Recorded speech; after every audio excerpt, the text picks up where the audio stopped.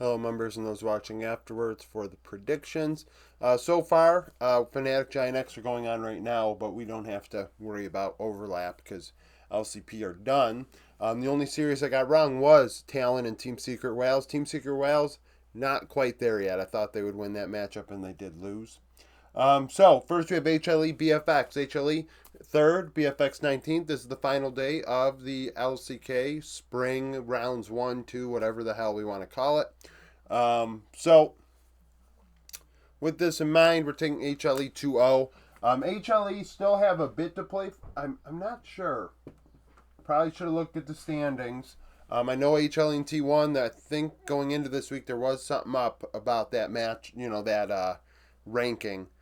Maybe going into playoffs to determine who was going to go to, just to determine MSI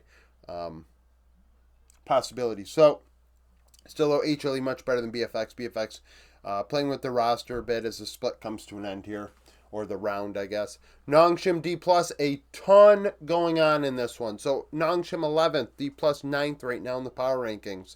Nongshim are locked into the 4th spot, or 4th or 5th spot?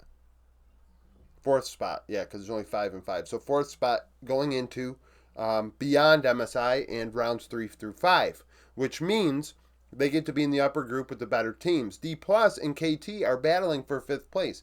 If D Plus do not 2-0 Nongshim, they will end up at the very least in a tiebreaker situation with KT. And if they lose, I believe they are out of the top group. They will be in the bottom group. And will probably be very strong in that group, I imagine, in rounds 3 through 5. Still have an opportunity to go to MSI, though, I recall. I think top 6 still locked in to get a chance to go. It would be funny, though, right, if D Plus were 6th and then just somehow, some way, even KT for that matter, if they somehow still got to MSI. I know it's improbable, but if it happened, that'd be pretty fucking funny. Now, this matchup, I like D plus in it. Now, unfortunately, I like it 2-1 for D plus, and against KT, I think that would be probably KT favored because of Cuz BDD and how well they're doing. But I do like Showmaker. Not well, Showmaker's got his issues, but I like the stability of the bot lane duo of D plus versus insert Jiwoo or Vital here, Nongshim Red Force bot lane duo. I don't like that. I don't know why Nongshim continue to fuck around, and they're gonna find out eventually. So that mine, I'm taking D plus 2-1 because of that. Obviously, I like Kingen right now. Siwoo played very well in their other series this week, but Kingen has played very well this split. Yeah, and we'll see how Calyx does, right? So I like D plus in that one 2-1, which means they have to play KT, and then I probably would favor KT, but wouldn't give you a hard prediction on that because I'm not watching D plus play until tomorrow to know how they would play in a tiebreaker. Anyone's Legend Team Wii, Anyone's Legend 3-0. I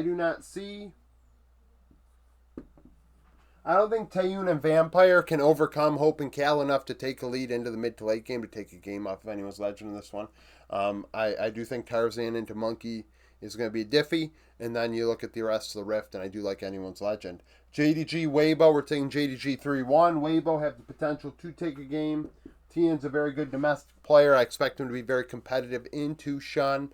Breathe also into Ale and Zhao Hu Scout, whichever older mid laner can, be some some form of their former self and not be a shell of their former self, has a good chance. But I do like Pei's missing right now. JDG have played a great last couple weeks. So they're 6 versus 10, very strong matchup. Talon, CFO, obviously upper bracket final, I think, right? So I like CFO in this one, 3-1. CFO did play pretty sloppy today. I do not like when casters and things want to exaggerate and made it seem like GAM were going to upset. It would be an upset if they even beat CFO in one game. I mean, GAM did take a game off of CFO in the first split. I don't think it's improbable. But CFO did play pretty poorly. And Talon played better than I expected, but I think Doggo came through. Hanku played excellent in Game 3. And in the end, that is where CFO are really getting things done is with that mid 80 carry duo. They're playing very well. Kind of just forgetting about the fact that Junja is one of the best players in minor regions as well. And Kaiwing had some great rel engages. So I like CFO 3-1. If there's an angle for talent, it's going to be Fofo, I imagine. KC Heretics, we're going KC 3-0. KC 13th in the power rankings for minor regions, Heretics 24th. Sheo is what can get Heretics going, and I don't think into KC he's going to be able to do that. So that's kind of the issue there. Yeah,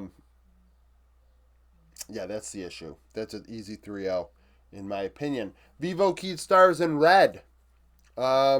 Which version of red are we going to get? That's what it comes down to. Which version do we get?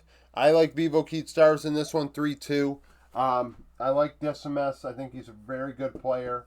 Top lane, I like Bull and F&B. For some reason, red always struggle at this juncture in playoffs in best of fives. I like Branson Frosty. If into Mortius Trimby, there is an angle there. I mean, this is the tightest matchup on the board, 17 to 16. I mean, I expect it to go 5 games, but I like Vivo Keyed Stars in that one.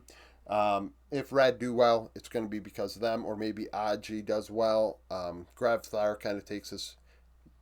Grabthar is just so bad, so bad. 100 Thieves Shopify. 100 Thieves 3-1. Part of me wants to go 3-0, but I do think that Shopify could take a game. 100 Thieves Sniper, fumbles a game into Fudge, and Fudge can take that into the mid to late game and contracts Palafox to get the job done the rest of the way.